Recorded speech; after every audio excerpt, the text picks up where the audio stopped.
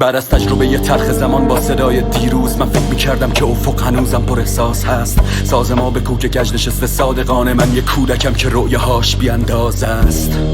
تو خط لحظه های باد و درخت های زیتون تو امتداد شهریور، واسه زنده بودن من راهی نبود غیر تو درک تن سیال حسی و سحر درد. من هنوز فکر میکردم ممکنم پشت سنگینی بال صدای پرواز هست. اون کودک که توی جنگ این پذیرشه که ته دریای مرز سیاسی تازه است.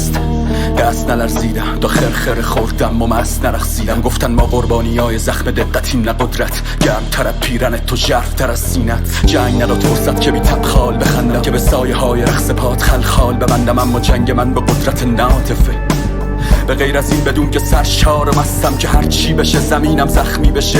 یه زخم فرد رو یدک میکشه، یه دست خط تنها که سر بلند میکرد با این که میدونست واسه خودش طرح قتل میکشه. که وقتی که ماشه رو کشید و سر نداره، شاید هیچ پاسخی سوالمون رو بر نداره.